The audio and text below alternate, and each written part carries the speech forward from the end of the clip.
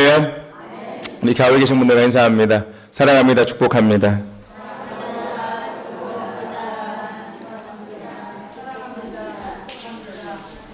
아니 그렇게 오랫동안 하셨는데도 아직도 잘 안 되십니까? 다시 한번 합니다. 정말 사랑하는 마음으로 축복하는 마음으로 인사합니다. 사랑합니다. 축복합니다.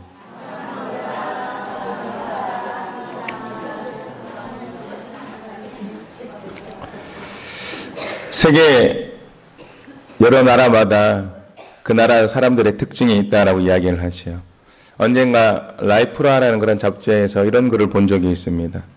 제1차 세계대전 직후에 B-29 비행기를 타고 많은 사람들이 비행을 하고 있습니다.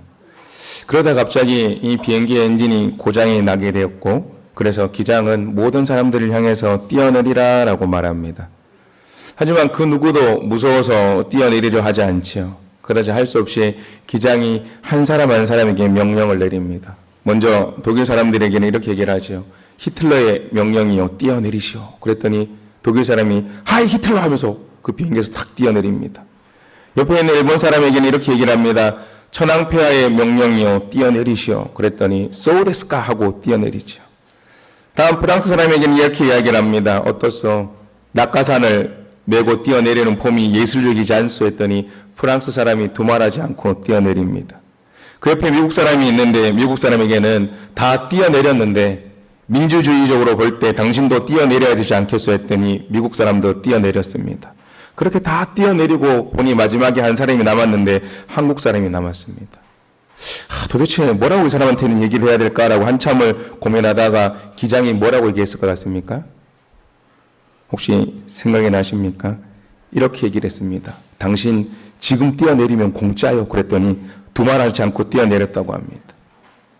한국 사람은 공짜를 좋아한다라는 것을 비꼬는 이야기 중에 나온 것이죠. 하지만 사실 알고 보면 어떻습니까? 공짜 좋아하지 않는 사람은 아무도 없습니다.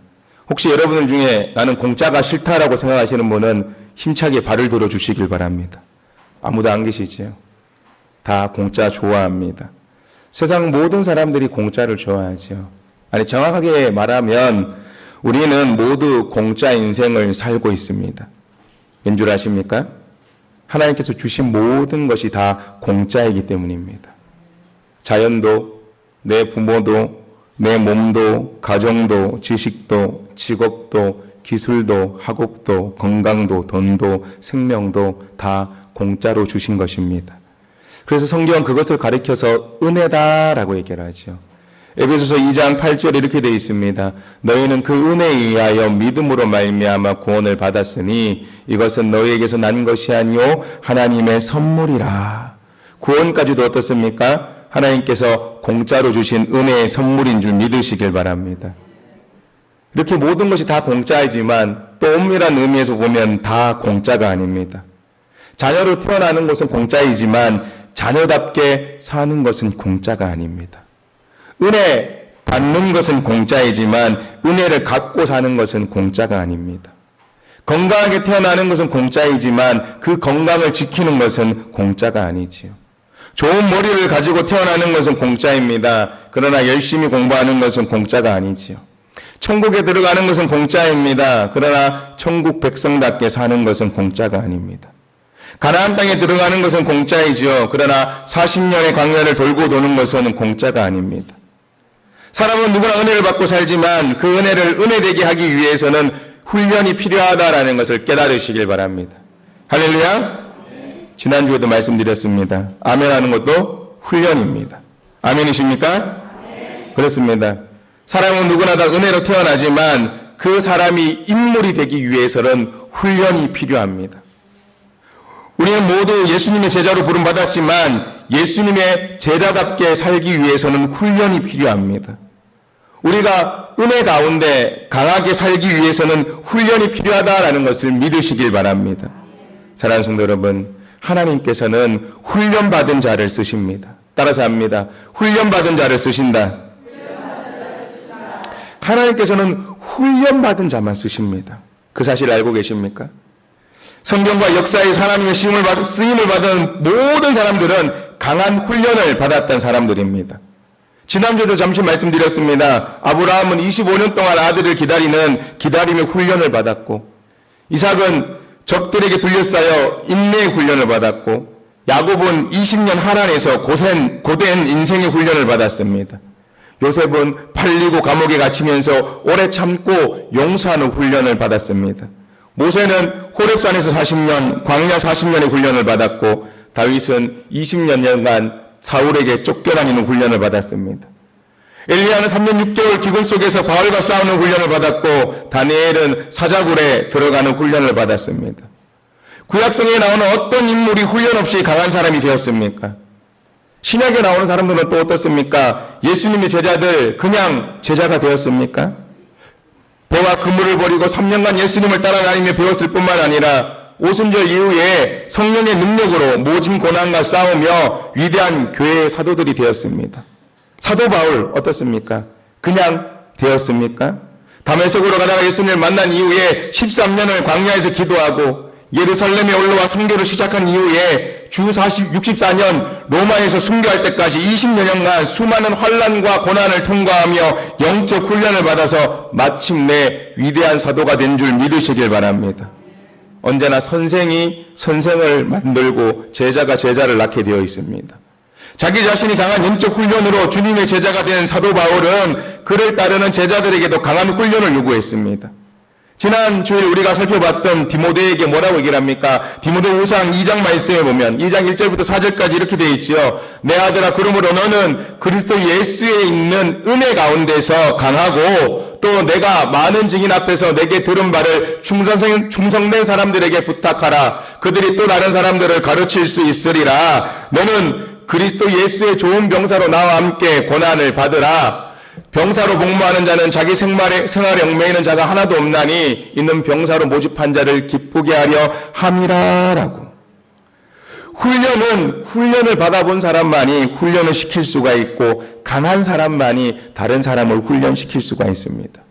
사도 바울은 예수 그리스도의 은혜로 강해진 사람으로서 오직 강한 훈련만이 사람을 강하게 할 수 있음을 깨달았습니다. 그래서 그는 제자들에게 담대하게 강한 훈련을 받을 것을 요구했습니다. 그의 훈련을 통해서 사도 바울이 남긴 사람들을 한번 보시길 바랍니다. 그들은 모두 은혜 가운데 있는 영적 훈련으로 강해진 사람들이었습니다. 사도 바울은 어마어마한 사람들을 남겼지요. 디모데후서 4장에 나오는 사람들의 이름 보면 이렇습니다. 디모데, 그레스게, 디도, 누가, 마가, 두기고, 브리스길라와 아굴라, 오네시모보로, 에라스도, 드로비모, 오블레, 부데, 리노, 글라우디아. 여기만 있습니까? 이뿐만이 아니죠. 로마서 16장에도 나옵니다. 에베네도, 마리아, 안드로니고, 유니아, 암블리아, 루포, 야손. 이처럼 하늘의 별같이 빛나는 많은 영적 군사들은 모두 사도 바울의 손에 의해서 만들어지고 훈련된 주님의 강한 용사들이었습니다. 사랑하는 성중학교 성도 여러분, 여러분은 어떻습니까? 여러분은 주님의 강한 용사가 되고 싶으십니까? 세 분 되고 싶으십니까? 나는 그냥 쓰임 안 받아도 좋으니까 이대로가 좋습니까? 여러분은 사도 바울처럼 바울의 제자들처럼 은혜 가운데 강해져서 주님을 위해 교회를 위해 크게 일하는 인물이 되고 싶지 않으십니까? 되고 싶으십니까? 교회 안에 일어나는 일들에 흔들리지 아니하고 반석처럼 우뚝 서서 하나님을 위해 하나님의 영광을 위해 크게 일하는 주님의 용사들이 되기를 원하십니까? 그런 꿈을 가지고 계신 분들은 오늘 말씀을 눈여겨보시길 바랍니다. 오늘 말씀에 바로 제가 방금 드린 그 질문에 해답을 주는 인물이 있습니다. 누구입니까? 바로 에바브로디도라라는 사람입니다.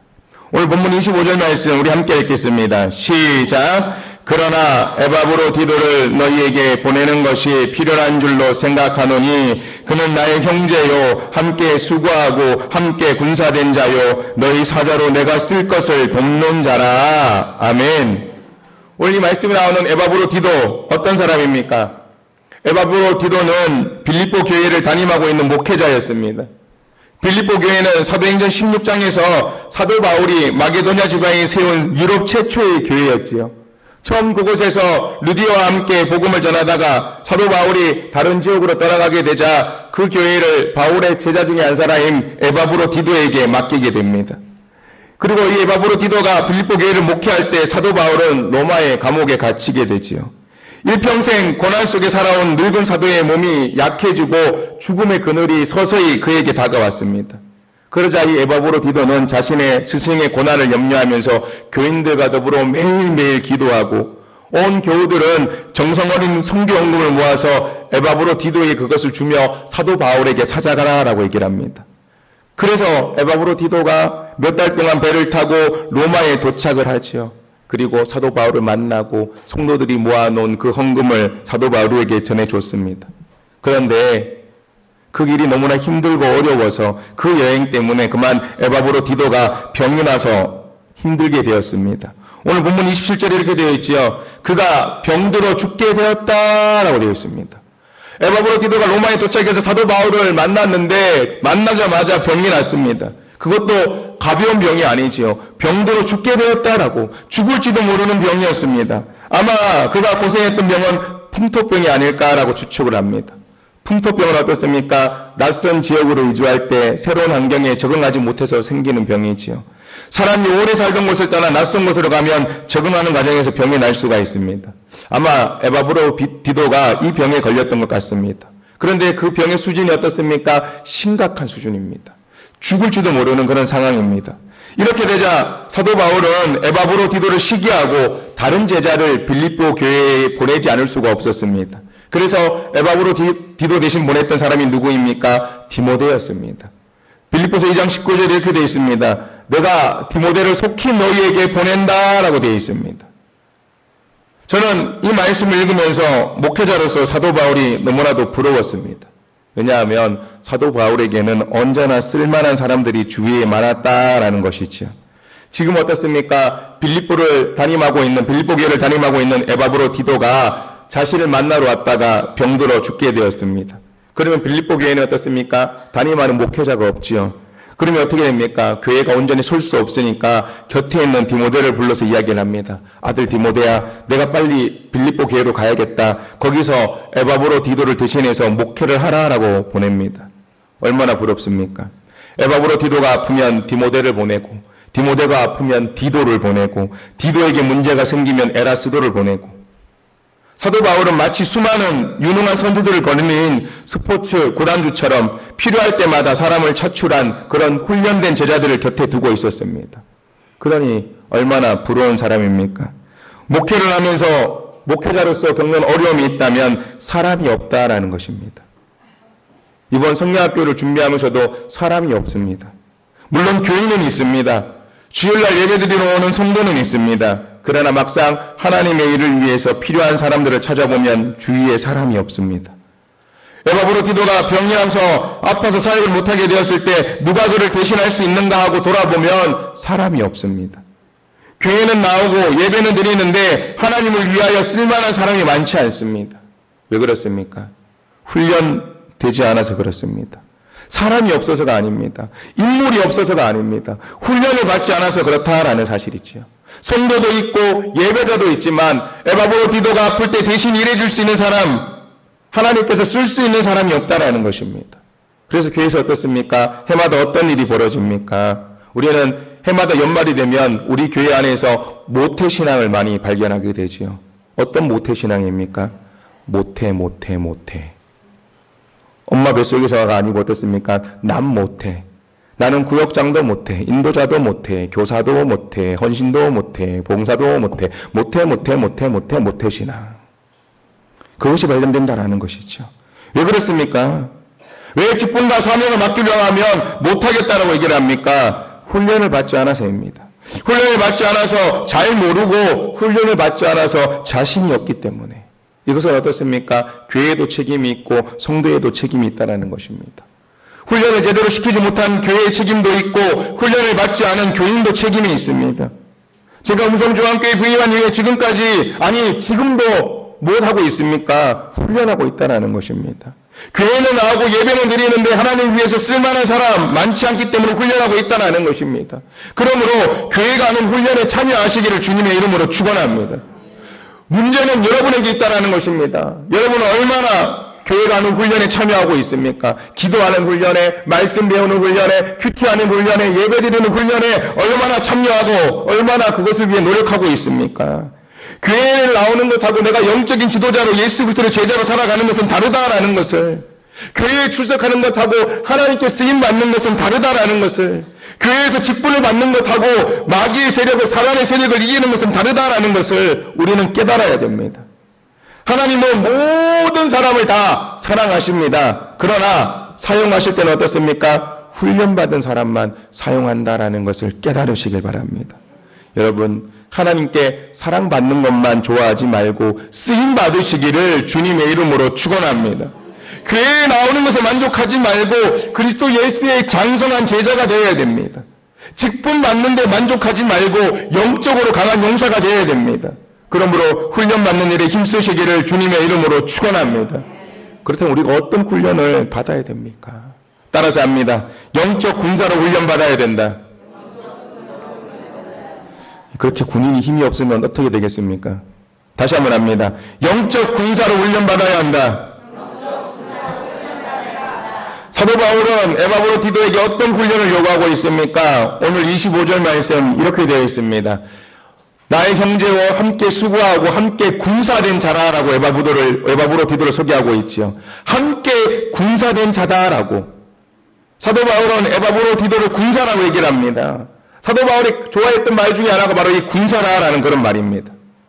스페인의 후안 카롤로스가 쓴 제자입니까? 라는 책이 있습니다. 이 책은 교회 안에서 영적인 훈련에 대한 고전적인 책 중에 하나입니다. 이 책을 기록한 후안 카롤로스 목사님이 이렇게 얘기를 하지요. 교회는 한가한 사람들이 노는 야유의 장이 아니라 군인들이 훈련하는 야영장이다. 교회는 사람들이 한가하게 타고 다니는 유람선이 아니라 적과 싸우는 구축함이다 라고 얘기를 합니다. 물론 교회는 야유장 같은 면도 있고 유람선 같은 측면도 있습니다. 하지만 교회는 사방으로 우는 사자와 같이 덤벼드는 악한 세력과 싸우고 있다는 것을 잊지 않아야 됩니다. 그래서 교회는 군인이 훈련하는 야영장이요 적과 싸우는 전함이 되어야 됩니다. 저는 평소에 세 종류의 교회가 있다고 생각을 합니다. 그리고 그 교회의 모델은 이스라엘이 40년간 살았던 광야에서 찾아볼 수가 있죠. 이스라엘 광야 40년에는 세 가지 교회의 모습이 한꺼번에 나타나고 있습니다. 하나는 전통교회이고 또 다른 하나는 세일교회이고 마지막은 군대 교회입니다. 전통교회는 모세가 혼자 뛴 교회이지요. 출애굽기 18장까지 말씀을 보면 모세가 어떻습니까? 모든 일을 혼자 다 해결을 합니다. 재판이나 결정하는 것이나 지휘하는 것이나 명령하는 것이나 다 혼자 명령을 내렸죠. 모든 백성들이 모세만 쳐다봤습니다. 모세는 기도하는 종이요 영명한 지도자였습니다. 그가 결정하면 언제나 옳았고 그가 기도하면 모든 일이 다 이루어졌습니다. 이스라엘 백성 중 누구도 모세처럼 출중하지 못했습니다. 그래서 모든 백성이 어떻습니까? 모세만 의존했습니다. 그런데 그렇게 하다가 어떻습니까? 모세가 쓰러지는 날에는 아무것도 못할 뻔했다라는 것이죠. 이것이 전통교회입니다. 전통교회는 어떻습니까? 언제나 목회자만 바라보고 있습니다. 전통교회에서 가장 많이 쓰는 말이 목사님이 어떻게 말했지? 당회가 어떻게 결정했지입니다. 모든 일을 당회와 목사님께 넘깁니다. 당회가 결정하지 않으면 아무것도 못하지요. 심지어 의자 하나 사는 것까지도 당회 결정 없이는 못 바꿉니다. 그런데 이런 교회는 발전이 없습니다. 전통교회는 미래에 대한 비전을 두기보다는 지금 있는 제도를 수호하고 그것을 유지하는 데 급급합니다. 이런 교회에서는 유능한 평신도가 나올 수가 없지요. 마치 동물원의 코끼리처럼 모든 교인들이 다 묶여 있습니다. 자기는 하지 않으면서 목회자만 그리고 당회만 탓한다라는 것이죠. 운동장 의자에 앉아서 목사와 장로만 바라볼 뿐만 아니라 비판까지 하지요. 내가 저렇게 했는데 안 돼. 내가 저거 다 해봤다니까. 아 정말 우리 귀찮게 하네. 자신은 꼼짝도 않고 어떻게 합니까? 목회자만 힘들게 한다라는 것입니다. 이런 교회는 비전이 없습니다. 이런 교회가 어떻습니까? 광야에서 전통교회가 세일교회로 바뀌게 됩니다. 모세 혼자 모든 일을 힘들게 하는 것을 보고 장인 이두르가 와서 모세에게 권면하죠. 모든 일을 혼자 하지 말고 어떻게 합니까? 10부장과 50부장과 100부장과 1000부장을 세워서 인을 나누게 합니다. 출애굽기 18장 20절에서 22절 말씀에 잘 나타나 있죠. 그들에게 율례와 법도를 가르쳐 마땅히 갈 길과 할 일을 그들에게 보이고 너도 또 온 백성 가운데서 능력 있는 사람들, 곧 하나님을 두려워하며 진실하며 불의한 이익을 미워하는 자를 살펴서 백성 위에 세워 천부장과 백부장과 50부장과 10부장을 삼아 그들이 때를 따라 백성을 재판하게 하라. 큰 일은 모두 내게 가져갈 것이요 작은 일은 모두 그들이 스스로 재판할 것이니 그리하면 그들이 너와 함께 담당할 것인즉 일이 내게 쉬우리라 라고. 이것이 바로 셀교회의 모습입니다. 셀교회는 어떻습니까? 모든 사람들이 함께 일하는 교회입니다. 모세 혼자 일하지 아니하고 평생 다 지도자를 세워서 함께 일합니다. 모세는 많은 지도력을 10부장, 50부장, 100부장, 1000부장에게 나누어 준 교회가 바로 이 셀교회입니다. 그리고 우리 음성조항교회가 이런 교회가 되기를 주님의 이름으로 축원합니다. 교회는 목회자가 설교하지만 목회자 혼자 일하는 것이 아닙니다. 평신도는 교회에서 굿이나 보고 떡이나 먹는 그런 사람들이 아닙니다. 보십시오. 교회의 절대 다수가 평신도 아닙니까? 99%의 평신도를 1%의 목회자가 돌보고 있습니다. 어떻게 이 일이 가능하겠습니까? 아무리 목회자가 잘해도 절대 다수인 평신도가 일하지 않으면 교회는 힘들게 되어 있습니다. 여러분들이 움직이지 않으면 교회는 발전할 수가 없습니다. 그래서 두 종류의 교회가 있습니다. 영어로 표현하면 Church for the People과 Church of the People입니다. Church for the People은 사람을 위한 교회입니다. 이 교회는 어떻습니까? 거기 모인 사람들을 위해서 교회가 부지런히 일해야 됩니다. 교회가 좋은 양식을 만들어 먹이고 좋은 프로그램을 만들어서 그 속에 사람들을 끌어들여야 됩니다. 교회가 주인이고 교인들은 그냥 참여자이죠. 드라마로 얘기를 하면 교회가 주인공이고 교인들은 관람석에서 구경하는 그런 관객에 불과합니다. 바로 중세시대의 가톨릭 교회입니다. 그러나 종교개혁을 통해서 교회의 주인이 성직자로부터 평신도로 바뀌었습니다. 처치 오브 더 피플이 되었다라는 것이죠. 사람을 위한 교회가 아니라 사람의 교회가 되었습니다. 하나님의 사람들이 관람석에 앉아있고 소수의 성직자가 모노드라마를 펼치는 것이 아니라 하나님의 사람들이 무대 위로 올라오고 소수의 성직자들이 관람석으로 내려갔습니다. 모든 성도가 다 제사장이요 신부며 목사다라고 선언하게 되었습니다. 그것이 바로 개신교회입니다. 전통적인 교회는 목사가 어떻습니까? 선수 겸 코치이죠. 북치고 장구치고 혼자 다 해야 됩니다. 그러나 셀교회는 교인이 선수고 목사는 코치입니다. 코치는 운동장에서 직접 뛰는 사람이 아니라 뒤에서 선수가 잘 뛰도록 도와주는 일을 해야 됩니다. 이처럼 이렇게 주인공이 바뀌어가야 되죠. 소수의 목회자로부터 대다수의 평신도들로 주인공이 바뀌어야 됩니다. 인천에 가면 은혜의 교회라는 그런 유명한 교회가 있습니다. 교인 수가 제가 알기로는 6,000명 이상 모이는 걸로 알고 있는데 6,000명 이상 모이는 교회에 유급 교역자가 한 사람도 없습니다. 딱 한 사람 있죠. 담임 목사 한 사람만 있습니다. 담임 목사 딱 한 사람이 있고 6,000명의 성도 가운데 유급 교역자가 한 사람도 없습니다. 부목사, 전도사가 없다라는 얘기입니다. 그런데 6,000명이 모입니다. 어떻게 목사님 혼자 6,000명을 다 돌볼 수가 있습니까? 거기에 비결이 있다라는 것이죠. 어떻게 합니까? 평신도를 지도자로 세웠습니다. 평신도들이 목회자에게 훈련을 받고 각자 양을 먹입니다. 평신도 지도자는 각자 자기를 따르는 양들이 있다라는 것입니다. 양들을 돌보는 평신도 지도자들이 있기 때문에 다른 목회자가 필요가 없습니다. 모든 일들을 평신도 지도자들이 다 한다라는 것입니다. 목회자는 어떻습니까? 그 평신도 지도자를 훈련하고 코치하는 일만 합니다. 나머지는 다 평신도 지도자들이 하고 있습니다. 평신도 지도자들이 신방을 하고 문병하고 평신도로 다른 평신도를 가르치고 목장 모임을 인도를 하고 합니다. Church for the people, 사람을 위한 교회에서 사람의 교회로 그렇기 때문에 이동해야 됩니다. 교인들이 성도들이 대상이 된 교회에서 교인이 주인 된 교회로 가야 된다는 것이죠. 따라서 합니다. 내가 교회의 주인이다. 그렇게 변화되어야 됩니다. 어느 교회에 목사님이 있습니다. 너무 일에 바빠서 아픈 사람을 신방을 가지 못했습니다. 그러자 그 교회에 중직이 되는 집사님 한 분이 목사님한테 얘기를 합니다. 목사님, 누구누구 병원에 있는데 신방 가셨나요? 라고 물어보는 교회는 희망이 없는 교회입니다. 언제나 신방은 목회자가 하는 것, 나는 아무것도 안 하고 목회자가 하는 일만 바라보겠다. 이런 교회에는 미래가 없습니다. 이렇게 변해야 되죠. 집사님이 목회자에게 목사님 신방 갔습니까? 라고 묻는 것이 아니라 목사가 집사님에게 집사님 신방 갔다 오셨습니까? 라고 묻는 교회가 되어야 됩니다. 목사님 신방 갔습니까? 라고 물을 때 그 교회의 증인은 목회자이고 평신도는 목회 대상이 된 교회입니다. 그러나 목회자가 집사님 신방 갔다 오셨습니까? 라고 물었을 때에는 그 교회의 목회자는 어떻습니까? 코치가 되고 평신도는 선수가 되는 교회입니다. 바로 이처럼 교회는 평신도를 위한 교회가 되어야 됩니다. 바로 여러분들이 주인이 되어야 되고 여러분들이 참여해야 되고 평신도, 목회자는 평신도를 훈련시키는 그런 모습으로 변해가야 됩니다. 그렇지 않으면 교회는 부흥되지 않을 뿐만 아니라 성경적인 교회를 이룰 수가 없습니다. 오늘 우리 교회는 어떻습니까? 오늘 우리 교회는 누가 일하고 있습니까? 여러분들이 일하고 계십니까? 교회 주위를 한번 보시길 바랍니다. 훈련받고 여러분들이 일하는 음성조항교회가 되기를 주님의 이름으로 축원합니다. 여러분이 주인 되는 교회가 되기를 주님의 이름으로 축원합니다.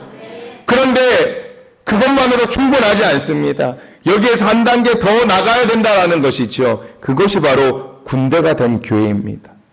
출애굽기를 넘어 민수기로 오면 모든 백성들이 군대로 재편성되는 것을 볼 수가 있죠. 민수기 1장 1절부터 4절이 이렇게 되어 있습니다. 이스라엘 자손이 애굽 땅에서 나온 후 둘째 달 첫째 날에 여호와께서 시내 광야 회막에서 모세에게 말씀하여 이르시되 너희는 이스라엘 자손의 모든 회중 각 남자의 수를 그들의 종족과 조상의 가문에 따라 그 명수대로 계수할지니 이스라엘 중 20세 이상으로 싸움에 나아갈 만한 모든 자를 너와 아론은 그 진영별로 계수하되 각 지파의 조상의 각 지파 각 조상의 가문의 우두머리 한 사람씩을 너희와 함께 하게 하라라고 되어 있습니다. 20세 이상의 모든 남자가 군대 조직에 편입되었습니다. 모세 혼자 이끌고 가는 교회가 아닙니다. 몇 사람의 지도자가 이끌고 가는 교회가 아닙니다. 모든 교인이 군대가 되는 교회. 20살 이상의 남자는 다 군대입니다. 물론 여자와 어린아이는 예외를 시켰죠. 교회 안에도 어떻습니까? 연약한 사람들이 있기 때문입니다. 그리고 나서 어떻습니까? 모든 사람들이 다 지도자가 되는 것이 아닙니다. 20세 이상은 그냥 다 군대로 나아가야 된다는 것이죠. 예수 믿은 지 5년이 됐고 집사가 된 지 10년이 되고 세례받은 지 20년이 되었다라면 하나님의 군대로서의 역할을 감당해야 됩니다. 더 이상 어린아이처럼 의자에 앉아 있어서는 안 된다라는 그런 말씀입니다.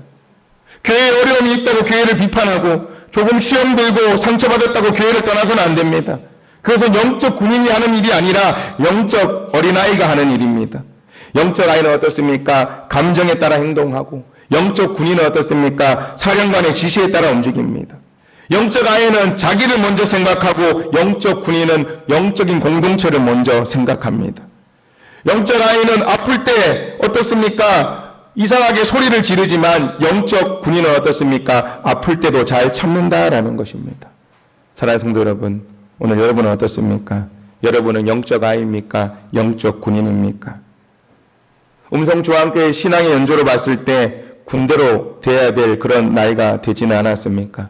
세워진 지 70년이 되었는데 이제 어린아이의 모습을 보고 예수 그리스도의 영적인 군인이 되어야 되는데 영적인 군대가 되어야 되는데 그런 모습을 갖추고 있습니까? 부탁을 드립니다. 이제 옛 모습을 모두 벗어버리시기를 주님의 이름으로 축원합니다. 주님께서 주시는 훈련을 통해서 기도와 말씀을 통해서 예배를 통해서 퀴즈를 통해서 여러 가지 훈련을 통해서 지도자 되기를 힘써야 되고 더 나아가서 음성중앙교회가 군대교회가 되어야 될 줄로 믿습니다. 말씀과 성령으로 훈련받아서 그리스도의 강한 군사가 되시기를 주님의 이름으로 축원합니다. 그러면 우리가 이렇게 영적인 강한 군사가 되었다면 어떻게 살아가야 됩니까? 영적인 군사라면 우리가 어떤 삶을 살아가야 됩니까? 영적인 군사는 주님을 위해서 목숨을 거는 사람입니다. 따라서 합니다. 주를 위해 목숨을 거는 사람. 그 사람이 여러분이 되시기를 주님의 이름으로 축원합니다. 사도 바울에 의해 영적 군사로 훈련된 에바브로디도에게 성경에 하는 마지막 말씀은 뭡니까? 오늘 본문 30절에 이렇게 되어 있습니다. 그가 그리스도의 일을 위하여 죽기에 이르러도 자기의 목숨을 돌보지 아니했다라고 자기의 목숨을 돌보지 아니했다라고 에바브로디도 어떻습니까? 로마에서 병에 걸려서 거의 죽게 된 사람입니다. 그런데 빌립보 교인들이 그를 놓고 간절히 기도했고 사도 바울이 간절히 기도했더니 하나님께서 에바브로디도를 고쳐주신 줄 믿으시길 바랍니다. 27절 말씀이 이렇게 되어 있지요. 그가 병들어 죽게 되었으나 하나님이 그를 긍휼히 여기셨고 또 하나님께서 사도 바울을 긍휼히 여기셔서 어떻게 합니까? 다 나았다라고 우리가 주를 위해 일하면 주님은 우리의 문제를 해결해 주시는 줄로 믿습니다. 우리는 약하지만 하나님은 강합니다.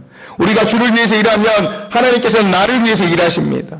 너무나도 연약한 에바브로디도 죽을 수밖에 없는 그런 상황 속에 있던 에바브로디도 하나님께서는 그를 불쌍히 여겨서 그의 생명을 연장했습니다. 그때 그렇게 그의 생명을 연장시켜줬더니 에바브로가 어떻게 했습니까? 다시 30절 말씀을 봅니다. 그가 그리스도의 일을 위하여 죽기에 이르러도 라고 했습니다. 누구를 위해서요? 그리스도의 일을 위해서. 누구의 일입니까? 에바브로디도의 일입니까? 사도 바울의 일입니까? 아니었다라는 것이죠. 그리스도의 일입니다. 마찬가지입니다. 우리도 그리스도 예수의 일로 부름받은 십자가 군사인 줄 믿으시길 바랍니다. 모든 일의 주체와 주인공과 능력의 실체가 그리스도 예수입니다. 그러면 우리는 어떻게 해야 됩니까? 오늘 이 30절 말씀을 우리는 집중해서 봐야 됩니다. 뭐라고 되어 있습니까? 그리스도를 위하여 죽기에 이르러고도 뭐랍니까? 자기의 목숨을 돌보지 아니했다라고. 우리가 예수 그리스도의 군사가 돌아가기를 원한다면 어떻게 해야 됩니까? 내 목숨을 돌보지 아니하고 죽기에 이르러도 충성해야 될 줄로 믿습니다. 하나님께서 찾는 사람이 바로 이런 사람입니다. 맡은 자에게 구할 것은 충성이다라고 했습니다. 비록 능력은 없어도 충성하는 사람, 그 사람을 오늘 하나님께서 찾고 계시다라는 것을 믿으시길 바랍니다.